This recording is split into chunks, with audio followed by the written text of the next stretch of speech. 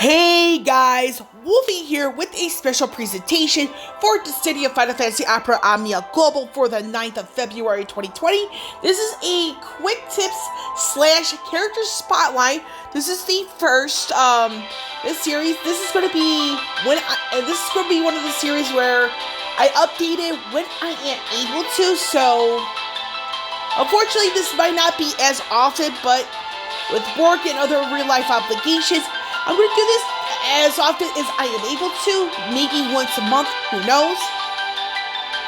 And this particular character spotlight / quick tip is going to be on Faris Scherwiz for Final Fantasy V. Now, some people refer to her as the best debuffer in the game. However, there are some things about her you need to know about. And I'm going to do a little clarification on how I feel she's best to set up. Instead of what's the most important weapon passive outside of her EX that you need. So, as a friendly reminder with opinionated videos / special presentations, these are my opinion only. So, I will be back, and once we get back, you'll be seeing Faris on the screen.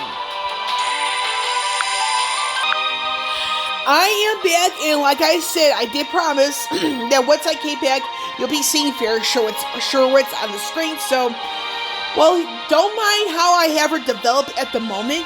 The more important thing is her skill set. So, to do a quick recap here, we're going to go into her abilities. We got Skill 1, Water World. Skill 2, Cannonfire. Skill 3, her EX ability called Thunderstorm. She recently did get her EX weapon here on Global, and it is realizable. Skill 4, which is known as the additional ability, is called Deep Buff Attack Up. So we're gonna do a quick recap of the AA, all the stuff here in the order where, so you get everything, all that good stuff. So Skill 1 is Water World. This used to be just a Brave attack when she first came out during the 50/50 era. This is a 4-hit melee attack. It is of the water element. The passive that comes along with this is called Enfeeblement Up 2. Now, with this, again, this is the water element. It gives her a unique passive called Enfeeblement Up 2, which means it increases the chances of something else happening successfully. Now, that's a quick thing here. Cannonfire, this is the only AoE move she has for the game. And what it is, it's a ranged brave attack. So this says here, this is pretty much the base form. So, that's it on that. This is the EX ability of hers called Thunderstorm. This is what it does here.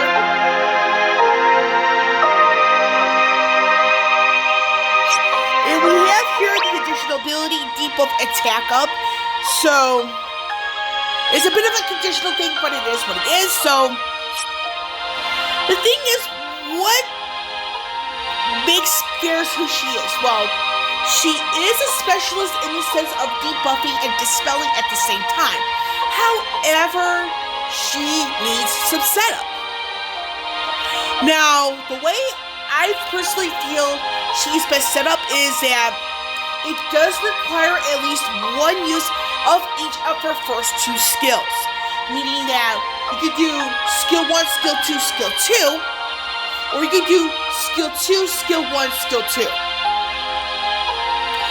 Now, with that out of the way, you have the third move, which means Cannonfire Plus. It does additional stuff, dispelling, all that good stuff. Now, what are the probabilities?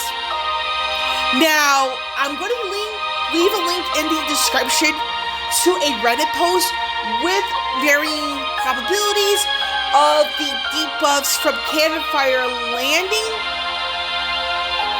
And this particular infographic of sorts has the probability that includes the chances without the enfeeblement up to passive from her 15, as well as the chances if you have it. Now, the best Faris is a Faris that has the passives from both her 15 and 35. But which one of the two is the most important? Now, granted, if you have the passive from her 35, you're going to get 80% chance with the passive from the 35 alone. But it's not equal to 100%.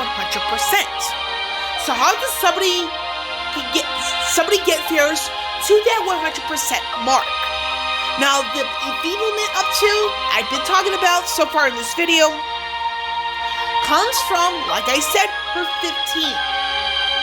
So 80%, which is the passive from her 35, plus the passive from her 15, the remaining 20% equals 100% chance when you're using Cannonfire Plus. Now, without the passive from her 15, the best chances to pull off all the debuffs from her 35 are at 80%. So, again, let's go back to how I typically use her in fights. Is either skill 2, skill 1, skill 2, meaning that the skill 2 is the third turn. That's her plus version. And I do have the passives for both her 50 and 35 for the record.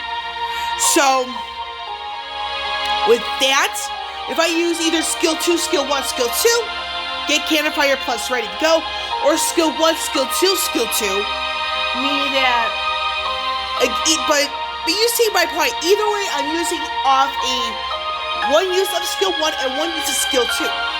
So she is left in a vulnerable state. Now, another major weakness of Faris, in my opinion, is that when you look at her kit, her moveset more particularly, she is heavily tied down to at least the water element.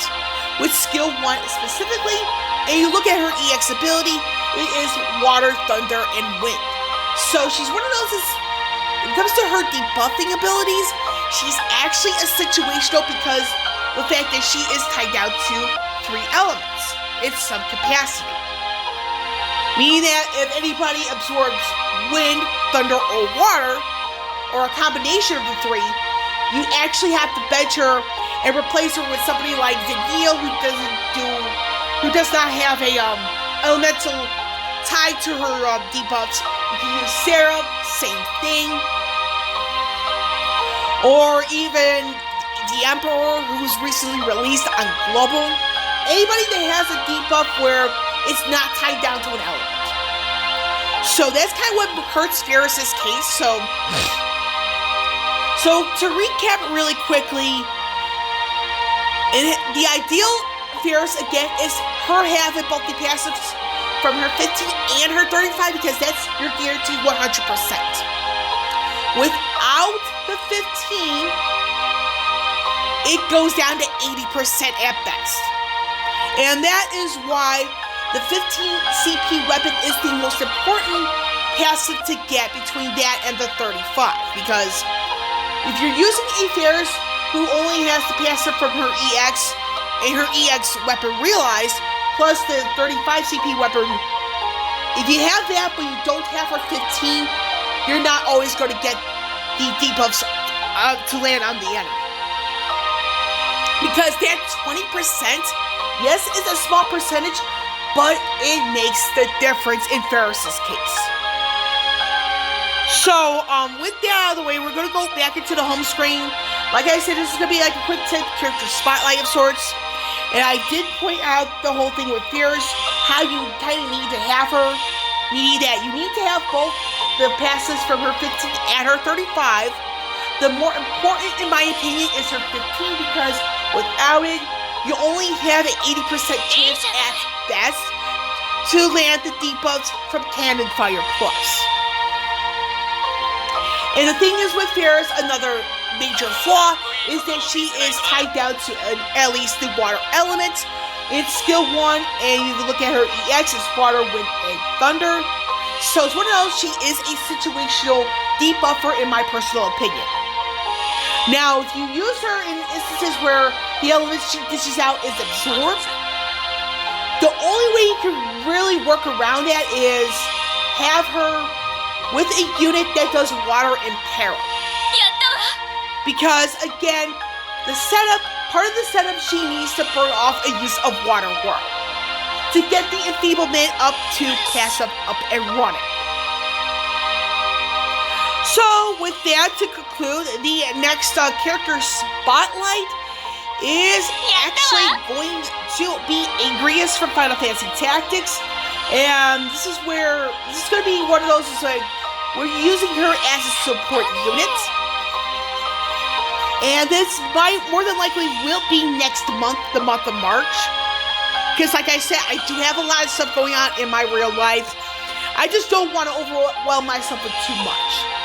So, with that out of the way, I'll get going with Wolvie here, signing off. I will catch you all on the flip side.